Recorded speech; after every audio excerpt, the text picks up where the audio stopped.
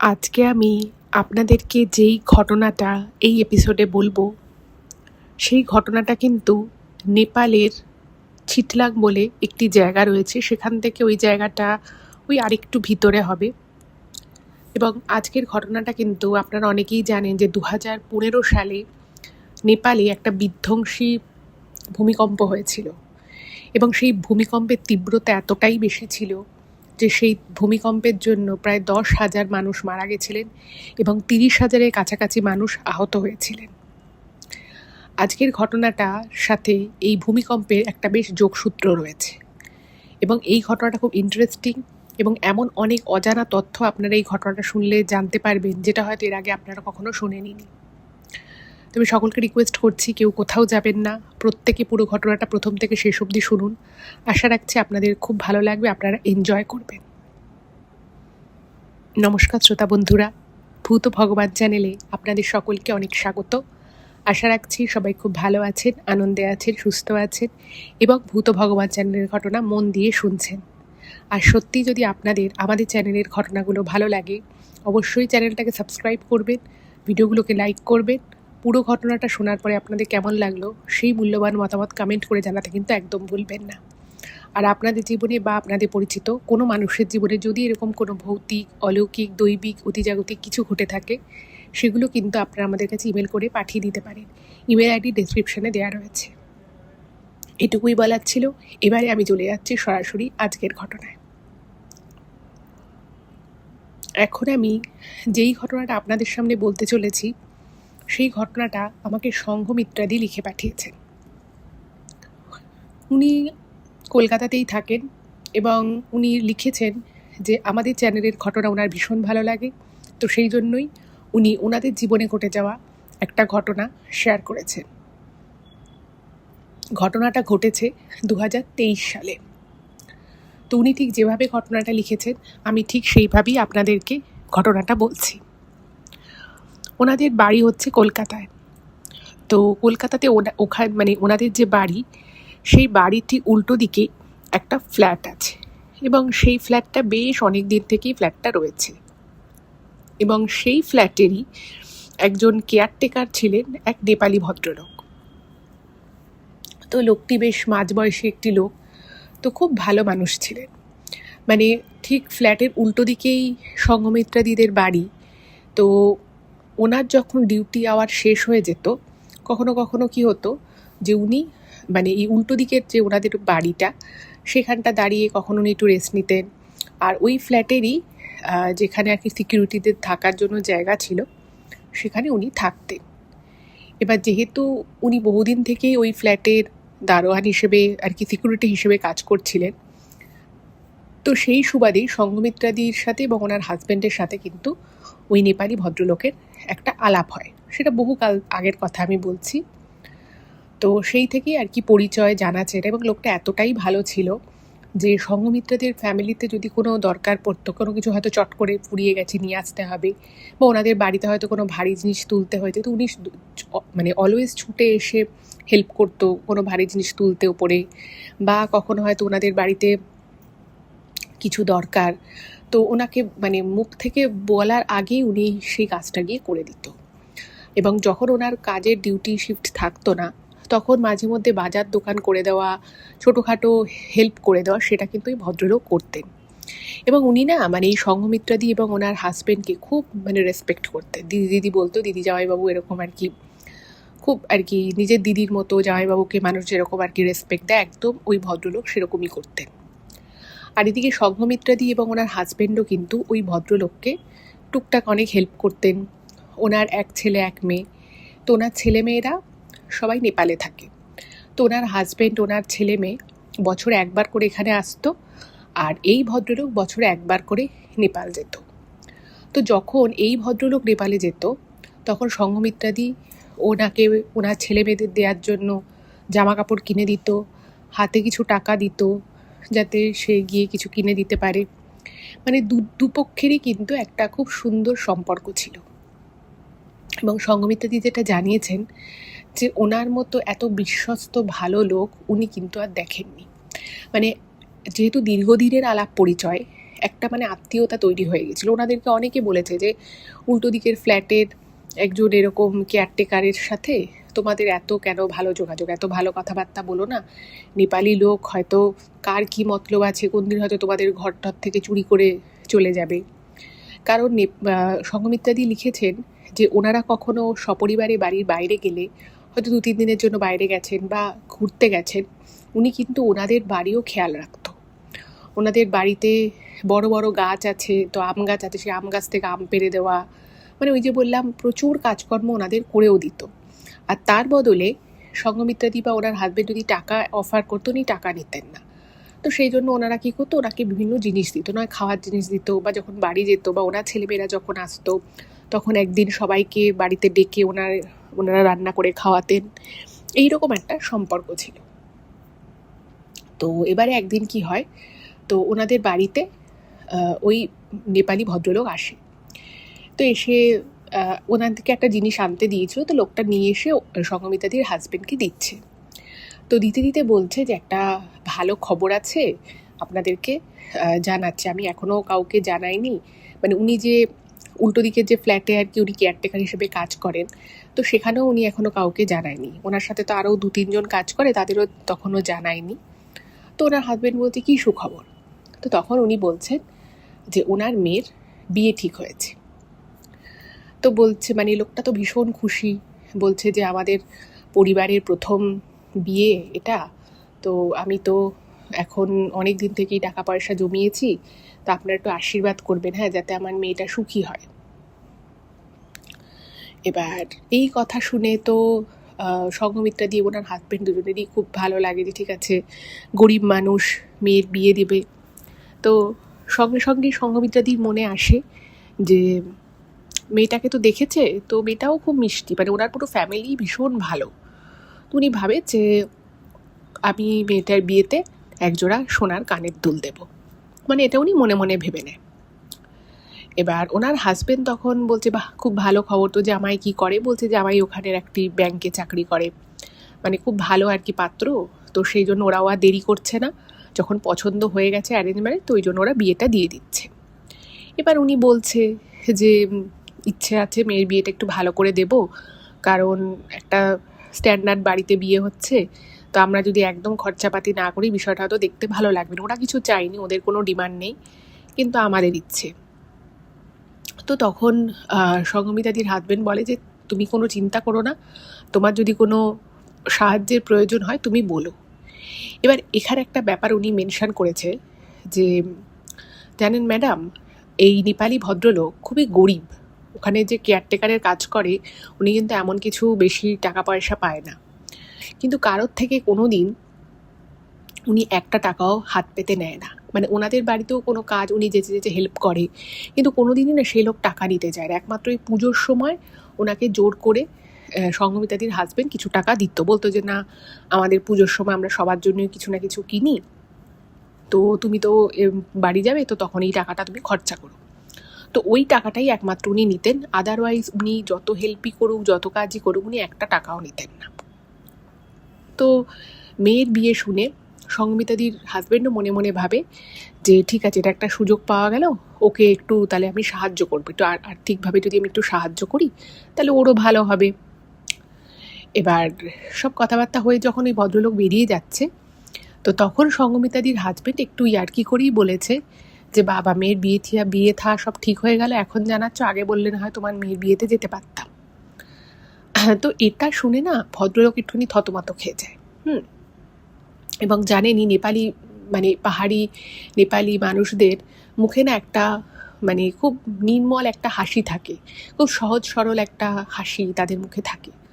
তো উনিও একটু হেসে চলে যান। এবার উনি আর ওনার হাজবেন্ড দুজনে মিলে আলোচনা করছে যে লোকটার জন্য কিছু করা যেতে পারে, তো কি করা যাবে। তো তখন সঙ্গমিতাদি বললেন যে আমি তো ভেবে রেখেছি একটা একজোড়া কানের সোনার দুল দেব। আর ওনার হাজবেন্ড বলে যে আমি তাহলে ওকে 10,000 টাকা ক্যাশ দিয়ে দেবো, কিছু না কিছু কাজে তো লাগবে, 10-12 হাজার টাকা ক্যাশ দিয়ে দেবো, তাহলে খুব ভালো হবে। কারণ মানে ওকে দিয়ে কোনো কাজকর্ম করালে ও তো কোনো দিনই টাকা পয়সা নেয় না। তো ওরা এরকম ভাবলো। ঠিক পরের দিন সন্ধেবেলা দেখছে যে ওই নেপালি ভদ্রলোক সে এসছে আবার ওদের বাড়িতে। এবার মানে সাধারণত কোনো দরকার ছাড়াও মানে এমনি রাস্তায় দেখা হলে কথা বলছে, ঘর থেকে বেরিয়ে দেখা হচ্ছে কথা বলছে, সেটা ঠিক আছে, কিন্তু মানে শুধু শুধু ওদের বাড়িতে এসে যে গল্প করে আড্ডা মারে সেরকম কিন্তু নয়। তো একটু অবাক হয়ে গেছে যে এখন কেন এসছে রাতের বেলা।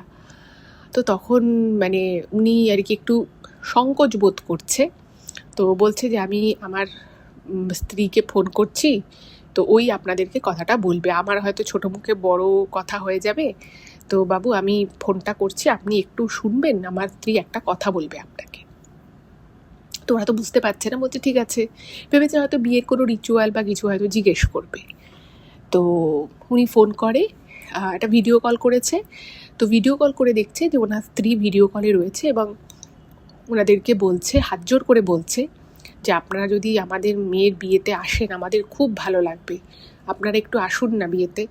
আমি জানি আপনারা শহরের মানুষ, আপনারা বড়লোক মানুষ, আপনাদের হয়তো অনেক কষ্টই হবে, কিন্তু আমি এটুকু আপনাকে বলতে পারি আমরা আমাদের যথাসাধ্য চেষ্টা করব আপনাদের মানে আদর আপ্যায়ন করান, আপনাদের কোনো অসুবিধে হবে না। আমাদের এখানে ভালো থাকার ব্যবস্থা, ঘর আছে, ঘরের সাথে বাথরুম আছে, আপনারা থাকতেও পারবেন এবং আপনাদের ভালো লাগবে, এবং সর্বোপরি আমাদের খুব ভালো লাগবে, আমাদের মেয়েটাকে একটু এসে আশীর্বাদ করে যাবেন। মানে এমন করে বলছে, এত বিনীতভাবে বলছে।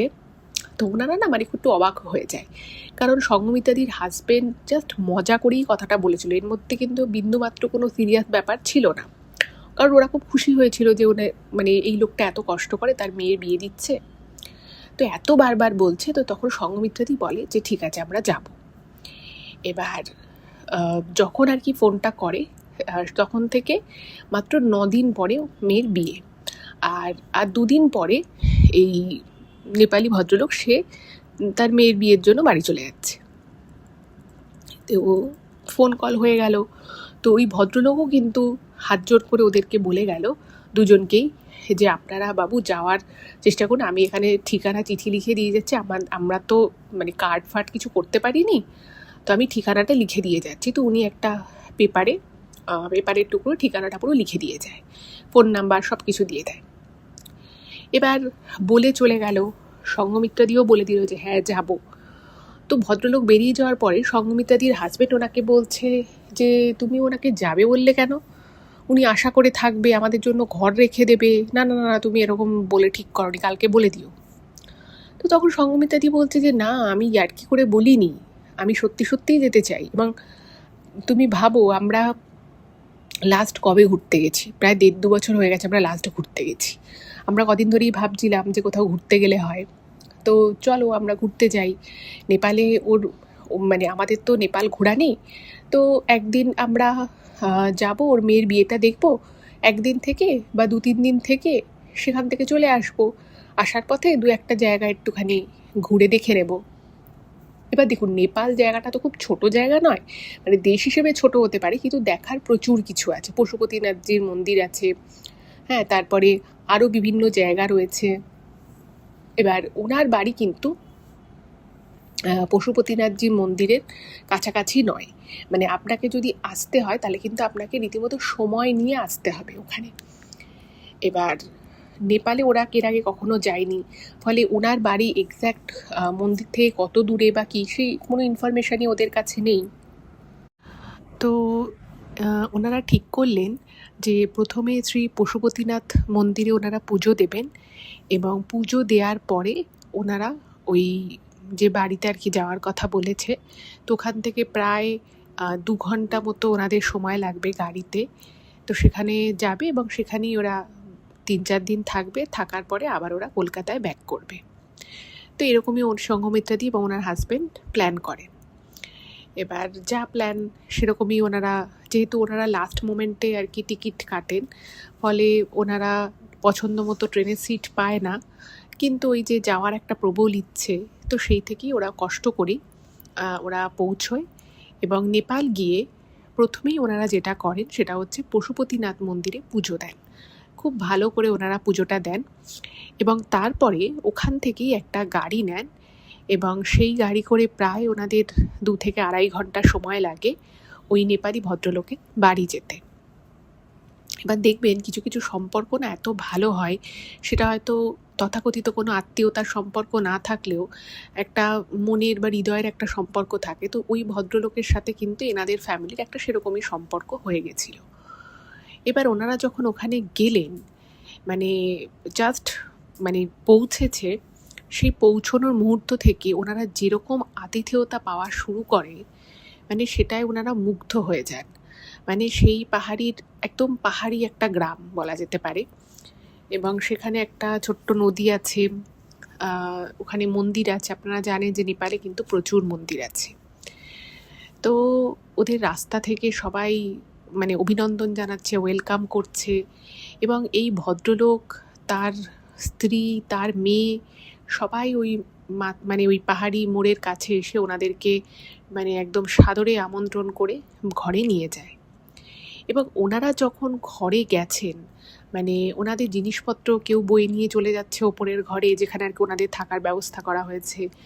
আরও লোকজন সবাই ওনাদেরকে মানে খুব মানে সুন্দর একটা আতিথেয়তা। যাওয়ার সাথে সাথে ওদেরকে সুন্দর চা করে খাওয়ায়, আরও অনেক খাবার দাবার ওদের জন্য সাজিয়ে দেয়। মানে সঙ্গমিতাদি যেটা লিখেছেন যে একদম যাকে বলে মনে হচ্ছে যেন ওরাই মানে মুখ্য অতিথি এই বিয়ের, এইরকম। এবং শুধু ওনারা নয়, ওনাদের আশেপাশের লোকজন, ওনাদের আত্মীয় স্বজন সবার থেকে ওনারা একটা খুব সুন্দর উষ্ণ অভ্যর্থনা পায়। এবার ওনারা গিয়ে দেখছে যে এই নেপালি ভদ্রলোকের বাড়ি মানে সব গায়ে গায়ে পাশাপাশি ছোট ছোট ছোট ছোট সব দোতলা বাড়ি, খুবই ছোট বাড়িটা। এবং বাড়ির যারা আত্মীয় স্বজন, ওদের যারা আত্মীয় স্বজন, তারা মানে ওই পাড়ার একে অপরের বাড়িতে থাকছে। মানে ওদের জায়গার খুবই একটা শর্টেজ রয়েছে, এবং ওখানকারই একটা লোকাল মন্দিরে বিয়ের ব্যবস্থা করা হয়েছে। এবং দেখছে যে ওরা গরিব হতে পারে, কিন্তু ওদের মনটা ভীষণ উদার। আর মানে ওরা যা ব্যবস্থা করেছে, মানে ওনাদেরকে বলছে আপনারা কি খাবেন বলুন, মানে সব রকমের ব্যবস্থা করেছে। ওনারা এসছে বলে কলকাতার রান্নাবাড়ি করেছে, মানে কোনো দিকে যত্নের কোনো ত্রুটি নেই। যাই হোক, এবার পরের দিন বিয়ে, তো খুব সুন্দরভাবেই বিয়েটা ওরা এক্সপিরিয়েন্স করে। পাহাড়ি বিয়ে তো এর আগে ওনারা কখনো দেখেননি, তো সেটাও একটা আলাদা অভিজ্ঞতা, যেটা ওনাদের খুবই ভালো লাগে। তো সব কিছু দেখে মানে যখন সঙ্গমিতাদি ওই কানের দুল, সোনার কানের দুল ওনার হাজবেন্ড যখন টাকাটা দেয়, মানে ওনারা মানে ভীষণ রকমভাবে অভিভূত হয়ে যায়। মানে ভাবতে পারেনি যে এরকমভাবে কেউ এরকম গিফট দেবে। ওনারা প্রথমে নিতেও চান না, বলে যে টাকা দেওয়ার কোনো দরকারই, আপনি তো দুল দিচ্ছেন, নিতেই হবে। ওনার হাজবেন্ড জোর করেই টাকাটা আর কি দেয় এক কথায়। যাই হোক, তো এই সমস্ত কিছু দেখে না সঙ্গমিত্রাদির খুব মানে একটা কোথাও যেন মনে একটা বিষয় আসে, যে মানুষগুলো এত গরিব, এদের নিজেদের আত্মীয় স্বজনরা মাটিতে শুচ্ছে, এর ওর বাড়িতে গিয়ে শুচ্ছে, অথচ আমাদের জন্য, যেখানে আমরা ওর কেউ হই না, কোনো আত্মীয় নই, কোনো বন্ধু নই, তারপরেও ওদের আমাদের জন্য কত ব্যবস্থা করেছে যাতে আমাদের কোনো অসুবিধে না হয়, বারবার সবাই জিজ্ঞেস করেছে। তো এই সব কিছু দেখে না মানে ওনাদের তো প্ল্যান ছিল যে বিয়ের পরে আরও 3 দিন ওখানে থাকবে, ওখান থেকেই ওনারা নেপালে যেটুকু যা ঘোরার ঘুরবেন। কিন্তু এই সব কিছু দেখে কোথাও সঙ্গমিতাদির মনে হয় যে না, আমরা এখানে যতদিন থাকবো ওরা আমাদেরকে নিয়ে খুব ব্যস্ত হয়ে থাকছে। আমরা কখন কি খাবো, ওদের তো আর বাড়িতে গিজার নেই, তো পাহাড়ি জায়গা বুঝতেই পাচ্ছেন, ভালো ঠান্ডা, তো খাওয়ার জন্য জল গরম করে দিচ্ছে, স্নানের জন্য জল গরম করে দিচ্ছে। এবার একটা বিয়ে বাড়ি সাথে হলেও হাজার একটা কাজ রয়েছে। তো তখন সঙ্গমিত্রাদি ওনার হাজব্যান্ডকে বলে যে দেখো, এখানে আমরা থাকবো না, কারণ আমরা এখানে যদি 3 দিন, যেটা আমরা প্ল্যান করেছি যে আরও 3 দিন থাকবো, থেকে এখান থেকে ঘুরবো, সেটা যদি আমরা করি ওদের উপরে কিন্তু খুব চাপ পড়ে যাচ্ছে। আমি দেখতে পাচ্ছি, আমি বুঝতে পারছি, ওরা মানে ভীষণ ভালো মানুষ, তো তাই ওরা খুব আনন্দে আমাদেরকে নিয়ে মেতে আছে, কিন্তু এটা হয়তো ঠিক হচ্ছে না। ওদের বাড়ির মেয়ের বিয়ে হয়েছে, ওদের বাড়িতেও কত বাচ্চা কাচ্চা রয়েছে, আত্মীয় স্বজন সবাই এর ওর বাড়িতে গিয়ে শুচ্ছে। আমরা বরং বলি যে আমরা নেপালের কয়েকটা জায়গা ঘুরবো, তো আমরা নয় হোটেলে থেকে যাব। তো ওনার হাজব্যান্ড বলে যে বিশ্বাস করো, আমারও মনের মধ্যে এটাই চলছিল যে ওরা আমাদেরকে নিয়ে খুব ব্যস্ত হয়ে আছে। এই এই জিনিসটা মানে কলকাতার মানুষ, মানে উনি যেটা লিখেছেন যে কলকাতার মানুষ হিসেবে মানে আমাদেরও আত্মীয় স্বজন আছে, আমরাও তাদেরকে আপ্যায়ন করি, কিন্তু আমাদের আপ্যায়ন, আমাদের অভ্যর্থনা আর ওদের অভ্যর্থনার মধ্যে একটা আকাশ পাতালের যেন তফাৎ। মানে ওরা যে সমস্তটা ওদের মন থেকে করছে এবং এক কথায় কিছু কিছু জিনিস ওদের সাধ্যের বাইরে গিয়ে করছে, নিঃস্বার্থভাবে করছে, সেটাই শহরে মানসিকতায় মেনে নেওয়াটা যেন একটা মানে বিরল বিষয় ছিল। যাই হোক, তো ওনারা বলে ওরা তো কিছুতেই ছাড়বে না। তো তারপরে বললো যে ঠিক আছে, আপনারা যখন চলে যাবেন, তো ওরা ওদের বাড়িতে বানানো প্রচুর নেপালি খাবার দাবার, নেপালি আচার এসব দিয়ে দেয়। মানে অত ব্যস্ততার মধ্যেও ওই ভদ্রমহিলা, মানে ওই নেপালি লোকটির মানে ওয়াইফ, তিনি নিজে হাতে বিভিন্ন ধরনের ওদের ওই স্ন্যাক্স আইটেম হয় সেগুলো বানিয়ে ওনাদেরকে দিয়ে দেয়। উনি রাত অবধি আগের দিন বানিয়েছে ওনাদেরকে দেবে বলে, এবং বলে যে আপনারা সাবধানে ঘুরবেন, ভালো করে ঘুরবেন। তো ওরা যেখানে ছিল সেখান থেকে প্রায় 25 থেকে 30 কিলোমিটার দূরে চিটলাং বলে একটা জায়গা রয়েছে। এবার ওনারা যখন ওখানে ছিলেন তো শুনেছিল যে চিটলাং বলে যে জায়গাটা রয়েছে, আপনারা হয়তো নাম শুনে থাকতে পারেন, ওটা বলা যেতে পারে একটু অফবিট প্লেস। ঠিক আছে, ওখানে খুব যে ট্যুরিস্ট আসে সেটা নয়, কিন্তু প্রাকৃতিক পরিবেশ ভীষণ সুন্দর, এবং ওখানে লেক আছে একটা, সুন্দর পাহাড়ি পরিবেশ। তো ওনারা ভাবলো যে ওনারা চিটলাংয়ের দিকেই থাকবে। এবার ওনারা ওখান থেকে বেরিয়েছে একটা গাড়ি নিয়ে। এবার ওদের মানে এত সুন্দর সুন্দর খাবার ওরা প্যাক করে দিয়েছিল, উনি লিখেছেন যে আমরা গাড়িতে গিয়ে না মানে রাস্তাঘাটে আর কিছু খাচ্ছিল, ওই খাবারই খাচ্ছি, এত ভালো খেতে। যাই হোক, তো ঘুরতে ঘুরতে ওনারা ওই জায়গাটায় আসেন, এসে সত্যি মুগ্ধ হয়ে যায়। মানে নেপালের যেগুলো খুব ওয়েল নোন ট্যুরিস্ট স্পট সেগুলো ছাড়াও কিন্তু নেপালে আরও অনেক কিছু দেখার আছে। যাই হোক, তো ওনারা ঘুরছেন। তো ঘুরতে ঘুরতে ওখান থেকে আরেকটু গিয়ে ওনারা মানে বেশ অনেকটা চলে গেছে। এবার ঘটনা হচ্ছে যে ওনারা ভেবেছিলেন যে ওনারা হোটেল পেয়ে যাবে খুব সহজেই, কিন্তু যেহেতু ওটা একটা অফবিট প্লেস, ওখানে না মানে খুব বেশি হোটেল নেই। আর ওখানে ওনারা যে হোটেলটার অ্যাভেলেবেল পেয়েছিলেন, তো সেখানে যখন দেখেন তো দেখছে যে একটা খুব স্টিপ সিঁড়ি উঠে গেছে, পাহাড়ি জায়গাটা, সরু সিঁড়ি দিয়ে ওপরে, কারণ নিচের তলায় কোনো ঘর খালি নেই, দুটো ঘর রয়েছে, দুটো ঘরই অকুপায়েড। এবার সঙ্গমিত্রাদির একটু প্রবলেম হয় অতটা সিঁড়ি দিয়ে বারবার ওঠা নামা করা, তো ওনারা ওই হোটেলটা নেয় না, ওনাদের পছন্দ হয় না। আর দ্বিতীয় আরেকটা কারণে অপছন্দ হয়, কারণ ওনারা যখন ওপরে উঠে, কষ্ট করে উপরে উঠে যখন রুমটা দেখে, ওনাদের রুমটা খুব একটা ভালো লাগেনি, আর ওই রুমে হিটারও কাজ করছিল না। তো এই সমস্ত কারণের জন্য ওনারা ওই রুমটা রিজেক্ট করে। এবার এদিকে বুঝতেই পারছেন পাহাড়ি জায়গায় কিন্তু খুব তাড়াতাড়ি সন্ধে নামে, যথারীতি ওখানেও তাড়াতাড়ি সন্ধে নেমে গেছে। এবার যে গাড়িওয়ালা ছিল সে বলছে যে দেখুন, আপনারা তো এখানে নতুন লোক, আর এখানে সন্ধ্যের পরে আস্তে আস্তে এবার সব কিছু বন্ধ হয়ে যাবে। মানে সিটি এরিয়া মানে কাঠমান্ডুতে একরকম, কিন্তু কাঠমান্ডু বলুন বা পোখরা বলুন, এই জায়গাগুলো যেহেতু প্রচুর ট্যুরিস্ট থাকে, তো সেখানে অনেক দোকানপাট অনেক রাত অবধিও খোলা থাকে।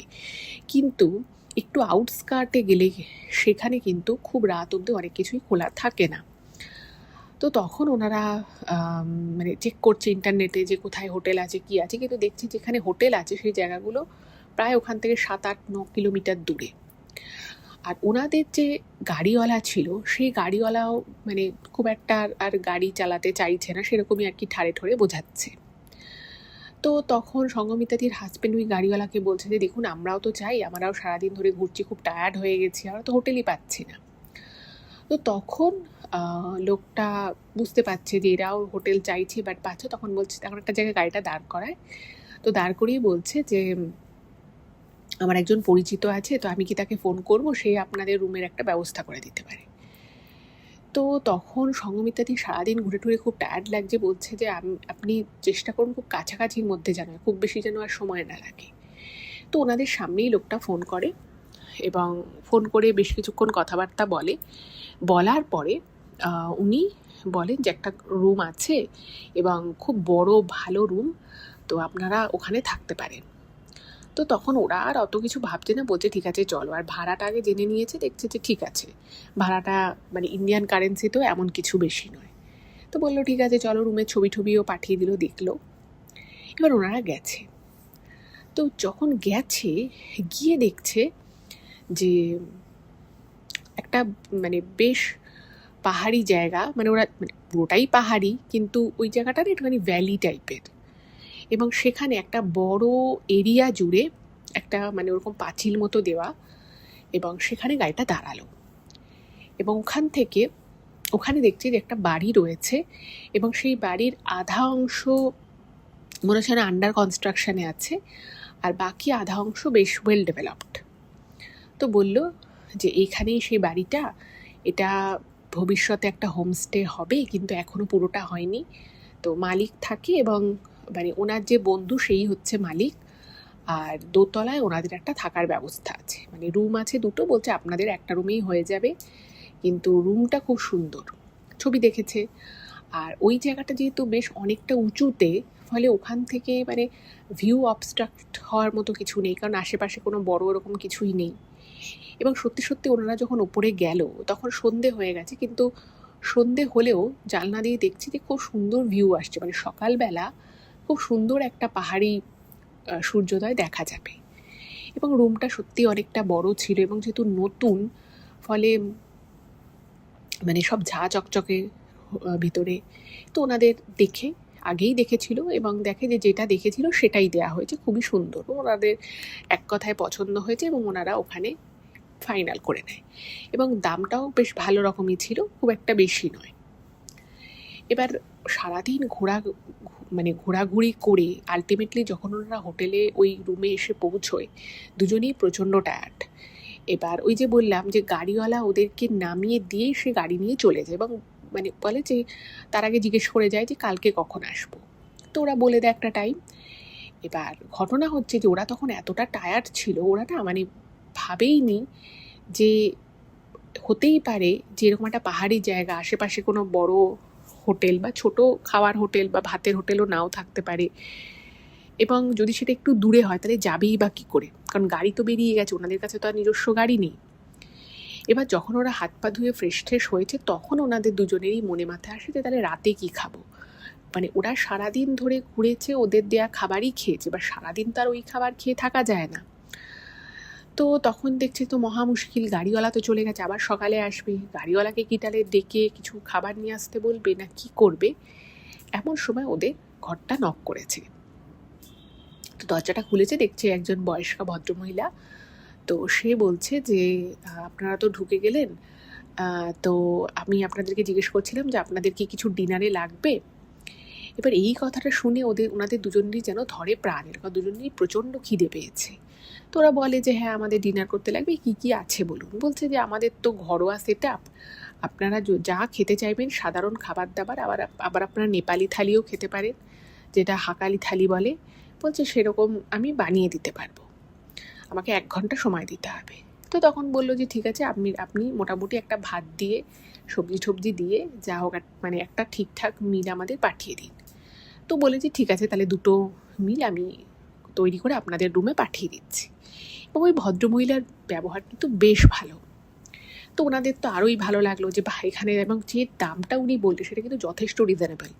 মানে এটা যদি বাইরে খেতে যেত এর থেকেও হয়তো অনেক বেশি টাকা লেগে যেতে পারতো।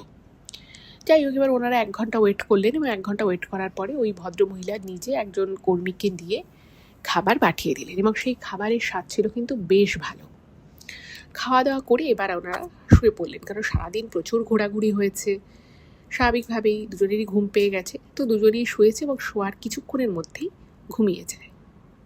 এইবারে ঘুমিয়ে পড়ার বেশ কিছুক্ষণ পর, ধরুন ওনারা 10:30 নাগাদ ঘুমিয়েছেন, তো উনি যেটা লিখেছেন যে প্রায় ওই 2:30 এরকম একটা সময় হবে, ঠিক 2:30 নাগাদ দড়াম করে কিছু একটা, মানে ওনাদের রুমের যে দরজা, সেই দরজার বাইরে দড়াম করে কিছু একটা পড়ার আওয়াজ আসে। এবং যে পড়ার আওয়াজটা আসে, সেই আওয়াজটা এতটাই তীব্র আওয়াজ ছিল যে মানে রীতিমতো ঘুমের মধ্যেও যদি যে যত গাঢ় ঘুমেই থাকুক না কেন, সে তড়াক করে উঠে পড়বে, মানে সে চমকে যাবে যে এত জোরে আওয়াজটা কিসে এলো। তো ওরাও চমকে গেছে, উঠে পড়েছে। মনে হলো যেন মানে খুব ভারী কিছু দরজার বাইরে পড়েছে। তো সঙ্গে সঙ্গে ওনার হাজব্যান্ড ওঠে, এবং উঠে মানে একটা হালকা লাইট জ্বালানো ছিল ঘরে, তো উনি আগে বড় একটা লাইট জ্বালান, এবং লাইট জ্বালিয়ে উনি মানে ভাবছে যে দরজাটা খুলবে কি খুলবে না, কারণ দুজনেই ঘুমের মধ্যে ছিল। এবার ওনাদের ওই শব্দে মনে হয়েছে যে ঠিক দরজার বাইরেই কিছু একটা পড়েছে। তো তখন মানে সঙ্গমিত্রাদির হাজবেন্ড যখন দরজাটা খুলতে যাবে, তো সেই সময় মানে উনি বলছেন যে এখনই দরজাটা খুলো না, আগে ব্যাপারটা বোঝো কি।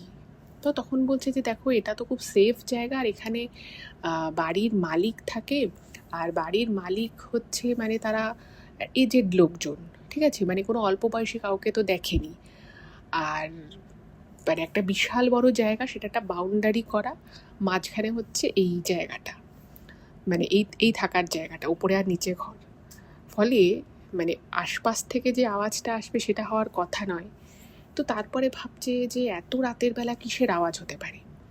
তো ওনার হাজবেন্ড তাও বললো যে না না, তুমি এত চিন্তা করো না, এই জায়গাটা কিন্তু খুব সেফ। আমরা ওনারা ওনাদের যে ড্রাইভার ছিল তাকে অনেকবার জিজ্ঞেস করেছে যে আপনি যে আমাদেরকে হোটেলটা ঠিক করে দিচ্ছেন, যে জায়গাটা থাকার, তো সেটা কি আদৌ সেফ। তো তখন উনি বারবার অ্যাসিওর করেছে যে হ্যাঁ, ভীষণ সেফ, আপনি এটা নিয়ে চিন্তা করবেন না। আর যারা মালিক তারাই থাকে, ফলে খুবই আর কি মানে প্রোটেক্টেড। তো যাই হোক, মনে একটু ভয় একটু সাহস নিয়ে উনি দরজাটা খোলেন। তো দরজাটা খোলার পরে দেখছে যে ওনাদের দরজার ঠিক বাইরে একটা মোটা কাঠের ওই কড়িবর্গা টাইপ যেরকম হয় না, তো ওরকম একটা কাঠের কড়িবর্গা পড়ে রয়েছে, এবং ওইটা পড়ারই ওরকম দরাম করে আওয়াজটা হয়েছে। এবার বিষয় হচ্ছে যে ওই কড়িবর্গাটা ওখানে কোত্থেকে এসে পড়লো, মানে ওখানে একটা বেশ শেড মতো করা ছিল, তো সামনে একটা বারান্দা, তো সেই বারান্দা থেকে খসে পড়েছে, নাকি পাশে ওই কাঠের ওই চাঙড়টা রাখা ছিল সেটা এমনি এসে পড়েছে। আর বাইরে একটা হালকা ঠান্ডা হাওয়া দিচ্ছিল, অত রাতের বেলা বুঝতেই পাচ্ছেন। এবার উনি না কিছু বুঝলো না। তো উনি ভাবলেন যে ঠিক আছে, আমি দেখেছি কি পড়েছে, হয়তো হাওয়ায় পড়েছে বা এমনি হয়তো সাইডে রাখা ছিল, কোনোভাবে পড়ে গেছে। তো ওনারা উনি বলেন যে না না, চিন্তার কিছু নেই, ওইটাও এমনি পড়ে গেছে, তাই জন্যই আওয়াজটা হয়েছে। আর যেহেতু আমরা দুজনে ঘুমিয়েছিলাম, হঠাৎ করে ঘুমের মধ্যে আওয়াজটা পেয়েছি, সেই জন্য আমাদের একটু বেশি চমকে গেছি আমরা, তো ওটা কিছু না বলে উনি শুয়ে পড়েন। তো দুজনেই শুয়ে পড়েছে। আবার আধা ঘন্টা 40 মিনিট পরে ওনারা দুজনেই মানে একই সময় ওনাদের ঘুমটা ভাঙে, একই কারণে। ওনাদের মনে হয় ঘরটা না বিশাল বড়, ঘরে একটা ডবল বেড রয়েছে, একটা বড় আলমারি রয়েছে, একটা মানে দুজনের বসার মতো সোফা সেট রয়েছে, একটা সেন্টার টেবিল রয়েছে, একটা টেবিল রয়েছে, এমনি টিভি রয়েছে, মানে বিশাল বড় রুম। মানে ওই ধরুন উনি যেটা লিখেছেন যে প্রায় 18x20 একটা বেডরুম। তো মনে হলো যেন মানে ওনাদের বেডরুমের ভিতরে কোনো মানুষ যদি কথা বলে যেরকম একটা হবে, আর হাতের কিছু জিনিসপত্র এদিক ওদিক করছে, একজন আর একজনকে হাতে কোনো জিনিস দিচ্ছে, এরকম হলে যেরকম একটা আওয়াজ হবে, ঠিক সেরকম আওয়াজ ওনাদের ঘরের মধ্য থেকে আসছে। এটাই না ওনারা দুজনেই খুব চমকে যায়, দুজনেই মানে ওই চোখটা জাস্ট লেগে এসেছিল, এবং ওনারা দুজনেই তখন উঠে বসে একে অপরের দিকে তাকাচ্ছে।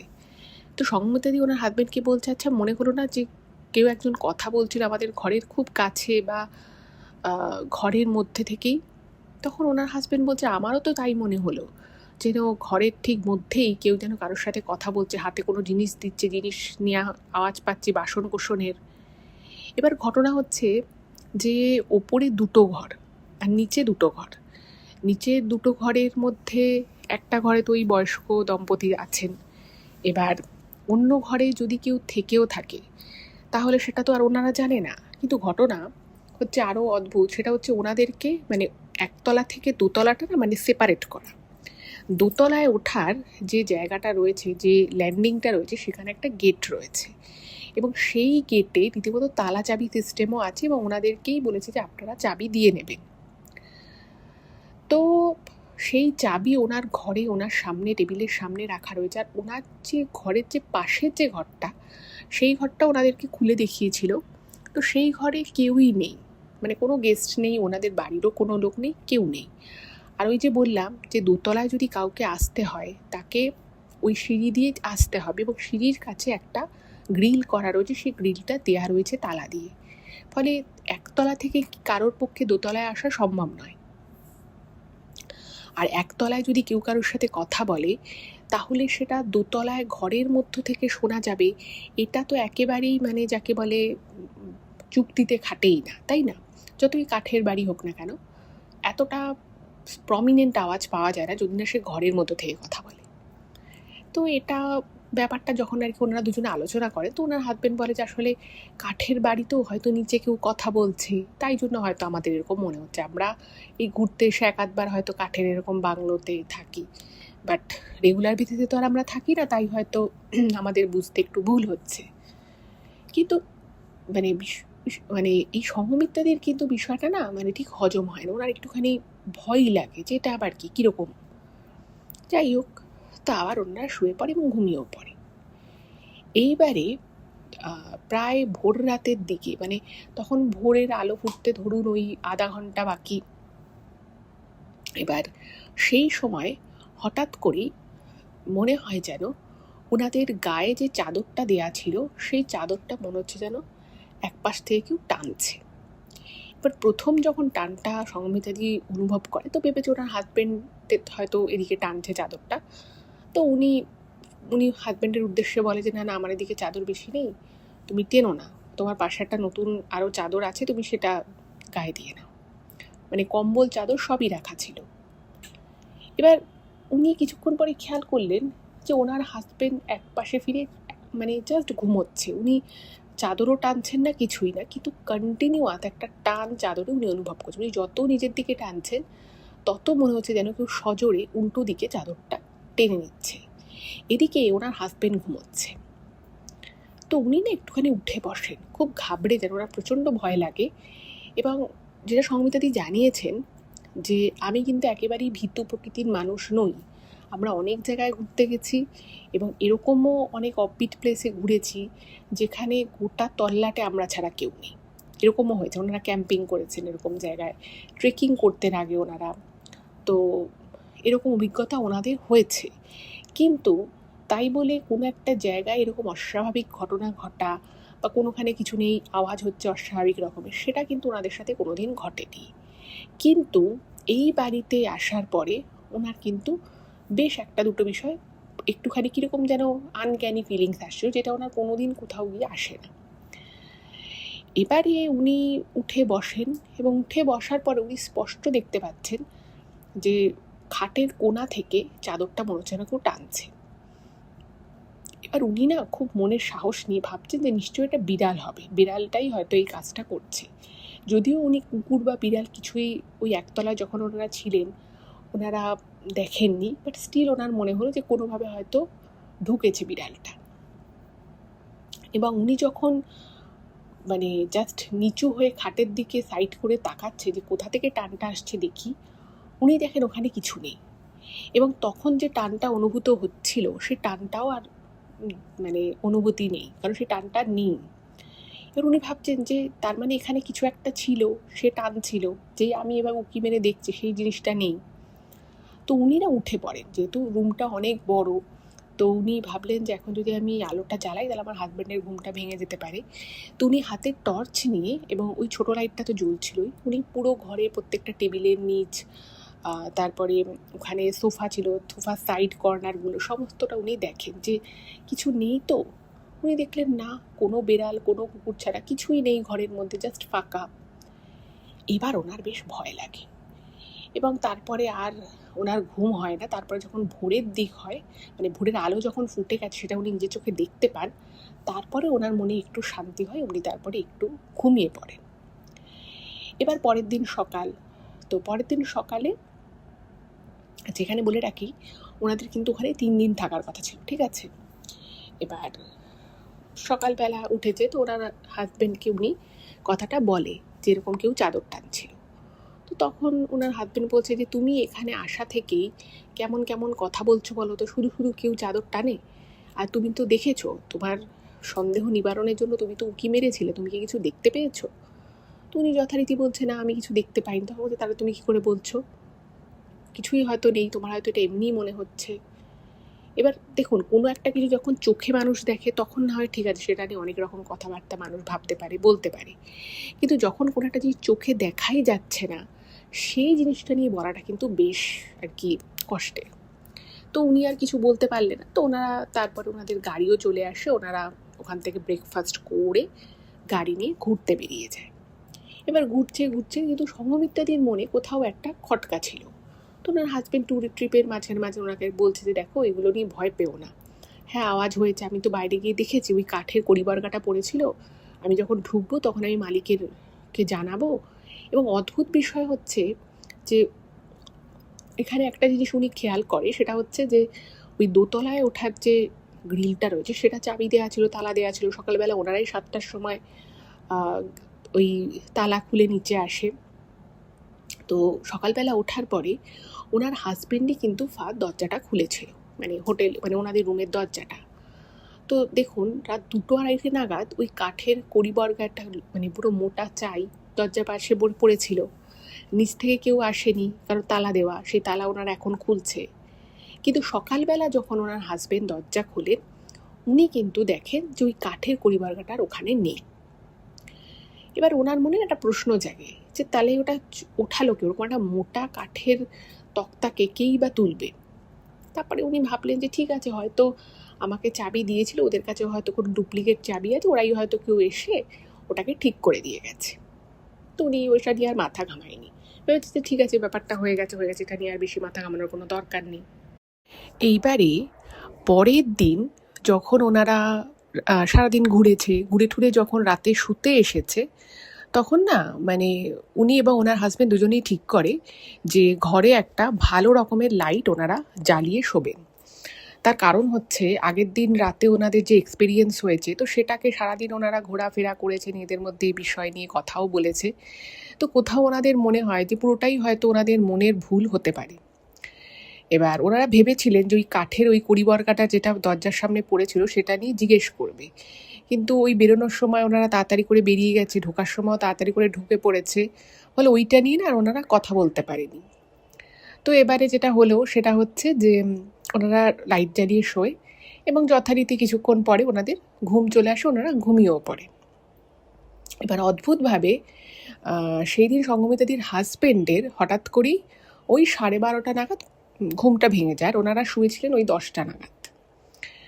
এবার রাত 12:30 নাগাদ যখন ঘুমটা ভেঙে গেছে, তখন হঠাৎ করে উনি দেখছেন যে ঘর পুরো অন্ধকার, মানে ওই যে হালকা আলোটা ছিল সেটাও জ্বলছে না, আর রুমটা বড় ছিল তো একটা বড় লাইটই ওনারা জ্বালিয়েছিলেন, তাতে বড় রুম তো খুব বিশাল আলোকিত না হলেও ভালোই আলোকিত হচ্ছিল, তো সেটাও নিভে গেছে, মানে সব দুটো আলোই নেভানো। তো উনি ভাবলেন এত অন্ধকার লাগছে ঘুটঘুটে, দুজনেই তো আমরা লাইট জ্বালিয়ে শুয়েছি। তো উনি দেখছেন যে ওনার স্ত্রী ঘুমোচ্ছে, তো উনি ভাবলেন যে প্রথমে ভেবেছিলেন যে ওনার স্ত্রীকে একবার জিজ্ঞেস করবেন যে ওনার স্ত্রী লাইটটা বন্ধ করে শুয়েছে কিনা। তারপরে ভাবলো যে না থাকো, ঘুমোচ্ছে, ওকে আর ডিস্টার্ব করবো না। এবার রুমটা অনেকটা বড়, এবার উনি ভাবলেন যে ফোনের আলোটা জ্বালিয়ে উনি খাট থেকে নামবেন, নেমে এসে উনি, কারণ হাতের কাছে সুইচ বোর্ডটা ছিল না, তো উনি ভাবলেন যে ফোনের আলো জ্বালিয়ে উনি আর কি সুইচটা অন করবেন। তো এমন সময় উনি যখন নিজের ফোনটা হাতে নিয়েছেন, অদ্ভুতভাবে মানে ভীষণই অদ্ভুত রকমের একটা ঘটনা ঘটে। এটা আপনারা হয়তো অনেক সময় হয়তো শুনে থাকবেন যে কোনো জায়গায় যদি কোনো এন্টিটি থাকে, এক বা একাধিক যাই হোক না কেন, সেখানে কিন্তু দেখবেন লাইট ফ্লিকারিং করে, ঠিকঠাক মতো লাইট জ্বলতে চায় না, বা যদি বা জ্বলে তার তেজ থাকে না, ফোনের ব্যাটারি ফুরিয়ে যায়, এগুলো কিন্তু আমরা শুনেছি। ওনার ক্ষেত্রে কিন্তু এক্স্যাক্ট এই জিনিসটাই হয়। উনি যখন ফোনটা হাতে নিয়েছেন, উনি দেখছেন যে ওনার ফোনে কিন্তু মানে চার্জ ফুল ছিল, কারণ উনি ঘুরে এসেই উনি চার্জ দিয়ে তারপরে খাওয়া দাওয়া করে ঘুমিয়েছিলেন, এবং শোয়ার সময় তো উনি 2-1টা ছবি শুয়ে শুয়ে দেখছিলেন যে এই ছবিগুলো কেমন এসছে দেখি। তো উনি দেখছেন যে ওনার ফোনে 1 ফোঁটা চার্জ নেই, মানে ফোনটা অনই হচ্ছে না, এতটা খারাপ অবস্থা, পুরো ব্যাটারি ড্রেন হয়ে গেছে। এটা ওনার কাছে একটু অবাক লাগে। তো এবার ওনার স্ত্রীর ফোনটা ওনার স্ত্রীর কাছে আছে, তো ওনার স্ত্রী পাশে শুয়ে রয়েছে। তো হট করে মনে হলো, মানে উনি ওই ঘরের ভিতরে দেখুন অন্ধকার যখন হয়, যখন ফট করে যখন আমরা একটা অন্ধকার ঘরে যাই বা হঠাৎ করে যখন ঘরটা অন্ধকার হয়ে যায়, তখন দেখবেন কিছুক্ষণ আমরা কিচ্ছু দেখতে পাই না, তারপরে কিন্তু অন্ধকারের মধ্যেও হালকা হালকা আমাদের কিন্তু একটা ভিজিবিলিটি চলে আসে, খুব স্পষ্ট না হলেও হালকা একটা ভিজিবিলিটি কিন্তু আমাদের আসে। তো উনি দেখছেন যে হঠাৎ করেই ওনার যে ঘর, সেই ঘরের পাশে মানে যে আলমারিটা রয়েছে ঘরের, সেখানে দেখছেন যে 5জন থেকে 6জন দাঁড়িয়ে রয়েছে, পাশাপাশি দাঁড়িয়ে রয়েছে, একে অপরের গা ঘেঁষে দাঁড়িয়ে রয়েছে। মানে পরপর যদি 6জন দাঁড়ায়, 5 থেকে 6জন, উনি মাথাগুলো পরিষ্কার দেখতে পাচ্ছে, তাদের হাত, তাদের পা সবই উনি দেখতে পাচ্ছেন। এটা দেখে মানে উনি সঙ্গমিতাদি যেটা ইমেলে লিখেছেন যে আমার হাজবেন্ডের মতো একজন সাহসী ব্যক্তি, যে ছোটবেলা থেকে থেকে একা একা থেকেছে, হস্টেলে থেকেছে, সে মানে রীতিমতো ঘাবড়ে গেছে, ঠিক আছে। এবং প্রথমে তো যা হয় আর কি, এরকম একটা কিছু দেখলে মানুষ তো আর চট করে বিশ্বাস করতে পারে না যে সে যেটা দেখছে সেটা ঠিক দেখছে না ভুল দেখছে। এইবারে উনি না মানে যখন বুঝতে পারেন যে উনি যেটা দেখছেন উনি সেটা ঠিকই দেখছেন, মুহূর্তের মধ্যে ওনার চোখ যায় দরজার দিকে। তো উনি দেখছেন দরজা মানে উনি যেরকম লাগিয়ে শুয়েছে লকই রয়েছে, এবং উনি আর চোখে একবার জানলার দিকে তাকালেন, উনি দেখছেন জানলাও বন্ধ। এবং তখন না মানে উনি যখন বুঝতে পারছেন যে ওনার দেখাটা ভুল নয়, তখন উনি ভয় রীতিমতো ঠকঠক করে কাঁপছে। এবং এই সময় মনে হচ্ছে যেন ওই যে 6জন দাঁড়িয়ে রয়েছে তারা পুরো স্টিল পিকচারের মতো দাঁড়িয়েছিল, একটা মনে হচ্ছে যেন ছবির মতো দাঁড়িয়ে আছে। তো উনি দেখছেন যে উনি যত বেশি ভয় পাচ্ছে, ওই মানে ওই মূর্তিগুলো, ওই ছায়া মূর্তিগুলো মনে হচ্ছে যেন একটু একটু নড়ছে এবং একে অপরের দিকে তাকাচ্ছে, কিছু একটা বলছে। এবং এই মুহূর্তে সঙ্গমিতাদির ঘুমটা ভেঙে যায়। এবং সঙ্গমিতাদির যে মুহূর্তে ঘুমটা ভেঙে গেছে, উনি দেখছেন যে ওনার হাজবেন্ড মানে কীরকম একটা করছে, মানে উনি বুঝতে পারেন যে কিছু একটা প্রবলেম হয়েছে। তো উনি প্রথমে তো অতটা বুঝতে পারেনি, প্রথমে বলছে যে কী ব্যাপার তুমি এভাবে বসে আছো, আর ওনার হাত ফাত রীতিমতো হালকা হালকা কাঁপছে এসব দেখে। তো উনি যখন বুঝতে পেরেছে যে ওনার হাজবেন্ড কিছু বলছে না, কীরকম একটা হাত ফাত কাঁপছে, তো উনি বলছে যে লাইটগুলো বন্ধ করেছো কেন। তো তখন ওনার হাজবেন্ড কি করেছে, ওনার হাতটা চেপে ধরেছে, হাতটা চেপে ধরে ওনাকে শুধু বলেছে যে কিচ্ছু কাজ করছে না, শুধু এই কথা বলছে কিচ্ছু কাজ করছে না। তো সঙ্গে সঙ্গে উনি ধরাক করে বিছানা থেকে উঠে পড়েছে, এবং উঠে পড়ে উনি দেখছেন যে ওই 5 থেকে 6টা ছায়ামূর্তি একদম ওনাদের খাটের যাকে বলে 2-3 হাত দূরে আর আছে। রুমটা অনেকটা বড় ছিল, তো 2-3 হাত দূরে ওই ছায়ামূর্তিগুলো মনে হচ্ছে যেন রয়েছে। যথারীতি এটা দেখে ওনারা দুজনই প্রচণ্ড ভয় পেয়ে যান। এবং সেই সময় ওনার মানে হোটেলে যেরকম থাকে আর কি, পাশে একটা টেবিলের উপরে কিছু জিনিসপত্র থাকে, তো ওখানে একটা ভারী কাচের গ্লাস ছিল। অদ্ভুতভাবে উনি কি করেন, সঙ্গমিতাদি খুব সাহস নিয়ে উনি ওই কাচের গ্লাসটা হাতে নিয়ে না সামনের দিকে ছুঁড়ে মেরেছে, ওই ছায়ামূর্তিগুলো যেখানে ছিল সেখানে সজোরে ছুঁড়ে মেরেছে। এইবারে সব থেকে ভয়ঙ্কর বিষয়টা ওনাদের সাথে ঘটল। সেটা হচ্ছে যে আপনি যদি একটা কাচের গ্লাস ছুঁড়ে মারেন, ঠিক আছে, সেটা যদি কোনো কিছুর সাথে ধাক্কা খায়, নয় সেটা ডাইরেক্ট মেঝেতে পড়বে, আদারওয়াইজ কি হবে, ঘরে যদি আলমারি থাকে, সোফা থাকে, যাই থাকুক না কেন, একটা ভারী কাচের গ্লাস সেটাকে যদি আপনি ছুঁড়ে মারেন, সেটা তো কিছুটা একটা ধাক্কা লেগে তো মাটিতে তো পড়বে আলটিমেটলি, বাট অ্যাটলিস্ট আওয়াজ তো হবে, তাই না। উনি ওই মোটা কাচের গ্লাসটা ছুঁড়ে মারলেন, কিন্তু উনি এবং ওনার হাজব্যান্ড এক্সপেক্ট করেছিলেন যে একটা আওয়াজ হবে, কিন্তু কিচ্ছু আওয়াজ, মনে হলো যেন উনি কাচের গ্লাসটা ছুঁড়লেন, কেউ যেন হাতে লুফে নিল। মানে মাটিতে পড়লে আওয়াজ হবে, যদি কোনো কিছুতে লেগে পড়ে, আর আপনি একটা মানুষকেও ছোড়েন একটা কাচের গ্লাস, ফট করে আপনি কাউকে একটা ছুঁড়লেন, তো নয় সে ওটা ক্যাচ নিয়ে নেবে, ধরে ফেলবে, আদারওয়াইজ সেটা তো পড়ে যাবে। কিন্তু এক্ষেত্রে যেটা হলো সেটা সব থেকে বেশি শকিং। মনে হলো যেন কাচের গ্লাসটাকে উনি ছুঁড়লেন এবং কাচের গ্লাসটা যেন উধাও হয়ে গেল, উনি মানে আর শুনতেই পেলেন না, দেখতেই পেলেন না যে কাচের গ্লাসটা আলটিমেটলি কোথায় গেল। তখন ওনাদের দুজনে প্রচণ্ড ভয় লেগে যায়, এবং যখন ওনাদের ভয় লেগেছে এবং ওনারা ভাবছেন কি করবে, তো ওনার হাজবেন্ড বলছে যে চুপ, একদম কিচ্ছু করো না, চুপচাপ থাকো, কারণ আমরা এখান থেকে এখন পালাতে পারবো না। তো তখন ওনারা দুজনে মানে জাস্ট কি করেছে, ওনাদের গায়ে যে চাদরগুলো ছিল, তো সেই চাদরগুলোকে মানে মুঠির মধ্যে ধরে ওনারা চুপচাপ বসে আছে আর ঠাকুরের নাম জপ করছে। হঠাৎ করেই দেখে যে ঘরের মধ্যে আর কিচ্ছু দেখা যাচ্ছে, ওই যে 5-6টা যে ছায়ামূর্তি পাশাপাশি দাঁড়িয়ে ছিল সেটা আর নেই। এবং আরও সারপ্রাইজিং ব্যাপার হচ্ছে যে ঘরের যে বড় লাইটটা যেটা ওরা জ্বালিয়ে সুযোগ, যে ছোটো লাইটটা জ্বালিয়ে, সেই লাইট দুটো না ব্লিঙ্ক করা শুরু করছে, মানে বারবার দপদপ করছে। এতক্ষণ যেমন পুরো ঘরটা অন্ধকার ছিল, লাইটগুলো জ্বলছিল না, উনি দেখে লাইটগুলো আস্তে আস্তে মানে জ্বলছে নিভছে, জ্বলছে নিভছে, পাওয়ার খুব কম, এবং সেই আলোতে স্পষ্ট দেখা যাচ্ছে ঘরে কিচ্ছু নেই। এবং আরও অদ্ভুত বিষয় হচ্ছে, যেটা দেখে বা মানে আমিও যখন ইমেলটা পড়ছিলাম না, আমার নিজের একটুখানি গা শিউরে উঠে, ওনারা দেখছেন যে যেদিকে উনি কাচের গ্লাসটা ছুঁড়েছিলেন সেই দিকের মেঝেতে কাচের গ্লাসটা দাঁড় করানো অবস্থায় রয়েছে। এবং মেঝেটা ছিল তোমার কাঠের, নেপালে পাহাড়ি জায়গা, কাঠের মেঝে। এবার কাঠের মেঝেতে একটা সামান্য কিছু পড়লেও আওয়াজ হয়। তো সেই কাচের গ্লাসটা একদম দাঁড় করানো অবস্থায় রয়েছে, একটুও ভাঙেনি, কিচ্ছু হয়নি। তো এই বিষয়টা যখন ঘটে, ওনারা না মানে আধা ঘন্টা খাট থেকে নামেনি, এবং মানে লাইট জ্বলছে তা সত্ত্বেও মানে নামার আর কি ওনারা সাহস পাচ্ছিলেন না, আর কারণ বুঝতে পারছেন না যে ব্যাপারটা অ্যাকচুয়ালি কী হলো। এবারে তো ওনারা যখন ব্যাপারটা নিয়ে একটু ধাতস্থ হলেন, সঙ্গে সঙ্গে ওনারা কি করলেন, ঘরের সব লাইট উঠে জ্বালিয়ে দিলেন, এবং রীতিমতো ওদের না ভয় হাত পা ঠান্ডা হয়ে গেছে, আর বুঝতে পারছি না ব্যাপারটা হলোটা কি। এবার দেখুন, এটা যদি ঘুমের মধ্যে হতো তাহলে না হয় বোঝা যেত যে ঠিক আছে, কোনো একটা স্বপ্ন দেখেছে বা একটা কোনো ভ্রম হয়েছে। সেটা দুটো প্রাপ্তবয়স্ক মানুষ যারা যথেষ্ট ঘোরাফেরা করেছে, ট্রেকিং করেছে, তারা সাহসী, তারা যখন এগুলো এক্সপিরিয়েন্স করে তখন কিন্তু তাদের ভীষণ রকমের ভয় লাগে। তো ওনাদের আর মানে বাকি রাতটুকু তার কোনো ঘুম হলোই না।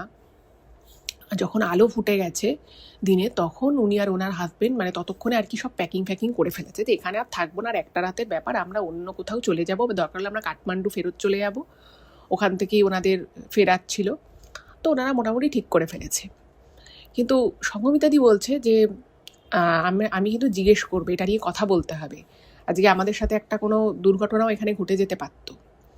যাই হোক, সকালের আলো ফুটতেই, আচ্ছা এখানে একটা জিনিস বলে রাখি, ওনাদের সিস্টেমটা যেটা ছিল সেটা হচ্ছে যে সকালবেলা ওরা একটা হালকা ব্রেকফাস্ট প্রোভাইড করতো, ঠিক আছে, মানে যে মালিক তারাই দিত, একটা চা দিত, আর ওদেরকে একটু ম্যাগি হোক বা একটু মোমো হোক এগুলো দিত। এবার ওনার হাজবেন্ড বলছে আমরা এখানে আর কিচ্ছু খাবো না, আমরা জাস্ট বেরিয়ে যাব। তখন সংমিতাদি বলছে যে হ্যাঁ বেরিয়ে তো যাব, কিন্তু ওনাকে কথাগুলো বলে যেতে হবে, কেন এটা ওনারা আমাদের সাথে করলো, এরকম একটা জায়গা আমাদেরকে কেন ঠিক করে দিল। তো উনি তখন ভাবলেন যে ঠিক আছে, সমস্ত কিছু গুছিয়ে টুছিয়ে নিয়ে মানে ভোর হতেই ওনারা দরজাটা খুলে নিচে এসছে। নিচে আসার পরে ওখানে একটা ডাইনিং রুম মতো ছিল, তো সেখানে দেখছে যে রান্নাবাড়ির সব প্রস্তুতি হচ্ছে, বলছে যে আমাদের 10-15 মিনিট লাগবে, আমরা দিয়ে দেব। এবার তখন তো সঙ্গমিতাদি মানে প্রচণ্ড রেগে গেছে, উনি আর ওনার হাজবেন্ড প্রচণ্ড রেগে গেছে। ওনার হাজবেন্ড তাও যদি বা একটুখানি পেশেন্স রেখেছে, ওনার আর কোনো পেশেন্স বলে কিছু নেই। উনি তখন বলছে যে একটা সত্যি কথা বলুন তো, আপনাদের এই যে বাড়ি, এই যে রুম, সেই রুমের মানে কি কোনো অস্বাভাবিক কিছু কি আছে? আমাদের কিন্তু এরকম প্রথম দিন হয়েছে, আমরা প্রথম দিনেরটা ইগনোর করেছি, কিন্তু দ্বিতীয় দিন আমাদের সাথে, কালকে রাতে আমাদের সাথে যা যা ঘটনা ঘটেছে সেগুলো কিন্তু মানে কোনো মানুষ সহ্য করতে পারবে না। আপনারা এখানে মানুষদেরকে রাখছেন, টাকা নিচ্ছেন, অথচ আপনারা এরকমভাবে আপনারা ট্যুরিস্টদের সাথে এরকমভাবে ঠকাচ্ছেন, আপনাদের রুমের ভিতরে প্রবলেম আছে। আমরা দেখেছি 6 জন আমাদের রুমের ভিতরে দাঁড়িয়েছিল।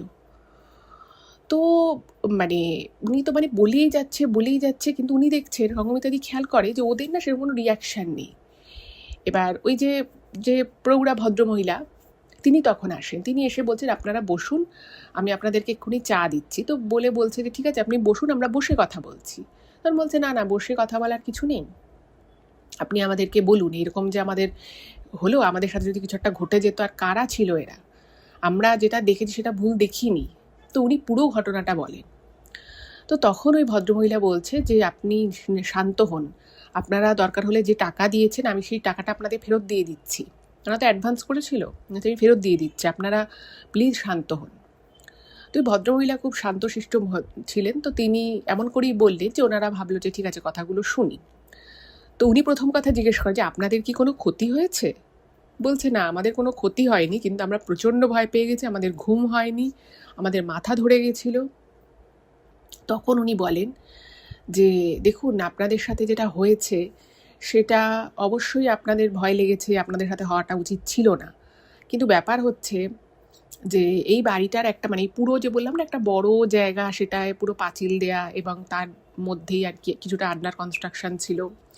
তো উনি তখন বলেন যে 2015 সালে নেপালে একটা বিধ্বংসী ভূমিকম্প হয়েছিল, যার ম্যাগনিটিউড প্রায় ওই 8 ছিল, 8-এর বেশিই ছিল কিছু কিছু জায়গায়। তো উনি বলেন যে এই ভূমিকম্পে নেপালের প্রচুর ক্ষতি হয়েছিল, রাস্তাঘাট বাড়ি ঘর সব ভেঙে চুরে গেছিল। তো সেই ভূমিকম্পে এখানে একটা বাড়ি ছিল, সেই বাড়িটা বেশ পুরনো ছিল, সেই বাড়িটাও যথারীতি ভেঙে যায়। এবার যখন ভূমিকম্পটা হয় তখন মানে ওই বাড়িতে একটা বড় ফ্যামিলি থাকতো, মানে সবাই মিলে ভাইরা একসাথে থাকতো, একটা বড় ফ্যামিলি থাকতো এবং ফ্যামিলির বিজনেস ছিল। এবার ভাগ্যক্রমে সেই দিন ওই ফ্যামিলির 3টে বাচ্চা ছিল, ঠিক আছে। এবার সেই 3টে বাচ্চা বাড়িতে ছিল না, কারণ ওই বাচ্চা 3 জনের মধ্যে একটি বাচ্চার একটা বন্ধুর বার্থডে ছিল। তো সেই জন্য ওই বাড়ির যিনি ঠাকুমা ছিলেন, মানে যিনি আর কি গ্র্যান্ডমা ছিলেন, তো তিনি ওই 3টে বাচ্চাকে নিয়ে ওখানে যায়। এবং তার আগে আর কি উনি বাইরে বেরিয়েছিলেন যে বার্থডেতে যাবে বলে। তো যখন বেরিয়েছে সেই সময় অ্যাকচুয়ালি দুর্ঘটনাটা ঘটে, ওই আর্থকোয়েকটা হয়। এবং এবার এরকম যে একটা বিধ্বংসী ভূমিকম্প হতে চলেছে এই খবর তার কারোর কাছে ছিল না। এবার পুরো বাড়িটা একদম ধসে পড়ে যায়, প্রচুর ক্ষয়ক্ষতি হয়। এবং যেটা সবথেকে দুঃখজনক বিষয়, ওই বাড়ির 2জন সদস্য বাদে, মানে 2জন সদস্য আর কি গুরুতর আহত হয়, বাকি সবাই কিন্তু ওই ধ্বংসস্তূপে চাপা পড়ে। কারণ ওর পাশে আবার একটা বড় দোকান ছিল এবং তার আবার ওপরটা ছিল কংক্রিটের। তো সেই কংক্রিট ভেঙে এর উপরে পড়ে এবং সবাই চাপা পড়ে যায়। 2জনকে জীবিত অবস্থায় উদ্ধার করা গেলেও বাকিরা কিন্তু সকলেই আনফর্চুনেটলি মারা গেছিল। এবার বিষয় হচ্ছে যে প্রথম কথা হচ্ছে যে তাদের মারা যাওয়ার সময় হয়নি, তারপরেও মানে তারা সংসারী ছিল, তারা এদের অকাল মৃত্যু হলো। এবং তার থেকেও বড় কথা হচ্ছে যে এই পরিবারটা একটা ব্যবসায়িক পরিবার ছিল, তো এদেরই কোনো জ্ঞাতি গোষ্ঠী আবার এদের উপরে নাকি বহুদিন থেকেই কালো জাদু করছিল। এবং সেই কথা কিন্তু মানে আশেপাশের কয়েকজন করে বলেও ছিলেন, ওদের সাথে আর কি ঝগড়াঝাটি হতো। এবার আপনারা হয়তো শুনে থাকবেন যে একসময় যেমন আসামের মায়াঙে যেরকম কালো জাদুর চর্চা হতো, মানে পৃথিবীতে মানে বিখ্যাত ছিল আসামের নাম এই কালো জাদুর জন্য, অনেক দূর দূর থেকে লোক আসতো নাকি। তো সেরকমই নেপালের কিছু কিছু জায়গাতেও কিন্তু এই ধরনের কালো জাদু হতো রীতিমতো। মানে ওদের পাহাড়ি কিছু বিলিভ আছে যে সেখানে কিছু অপদেবতা আছে, ওরা নাকি তার পুজো করতো। এবার এই ফ্যামিলির উপরে যারা কালো জাদুটা করেছিল তারাও কিন্তু এই ধরনেরই কোনো কিছু প্র্যাকটিস করতো এবং ওই ফ্যামিলির উপরে এই জিনিসগুলোকে চালান করতো। এবার যেহেতু একটা ওরা পয়সাওয়ালা ফ্যামিলি ছিল, তো ওরা যখন কালো জাদু করা শুরু করে তখন থেকে নাকি এদের ব্যবসা মন্দা যেতে থাকে, এদের বিভিন্ন জায়গায় ধার দেনা হয়ে যায় এবং তারপরে একটা এরকম চরম দুর্ঘটনা ঘটে যায়। এবার বুঝতেই পাচ্ছেন এতগুলো মানুষ এই জায়গায় মারা গেল আর বাচ্চাগুলো বেঁচে রইল, আর ওনাদের ওই বাড়ির একজন বয়স্কা সদস্য, তো তিনি এই সমস্ত দেখে, এত তার পরিবারের সবাই মারা গেছে এই সমস্ত দেখে উনি আর সহ্য করতে পারেননি। উনি হসপিটালাইজড হয়ে যান, ওনার হার্ট অ্যাটাক হয় এবং উনি কিছুদিন পরে মারা যান। এবং ওই 3টে বাচ্চা যাকে বলে অনাথ হয়ে যায়। তো সেই 3টে বাচ্চাকে তাদের মামাবাড়ি থেকে সবাই নিয়ে যায়, তারা তাদের মতো করে মানুষ করবে বলে। কারণ এই পরিবারের মানে লোকেদের একটা বিশাল বড় ধার দেনা ছিল মার্কেটে, আর এদের উপরে আবার যারা কালো জাদু করেছিল তারাও কিন্তু এই ভূমিকম্পে সবাই মারা গেছিল। মানে যে ফ্যামিলিটা করেছিল সেই ফ্যামিলি আর কি নিশ্চিহ্ন হয়ে গেছে। এবার ঘটনা হচ্ছে যে তাহলে এই পুরো প্রপার্টিটার কি হবে।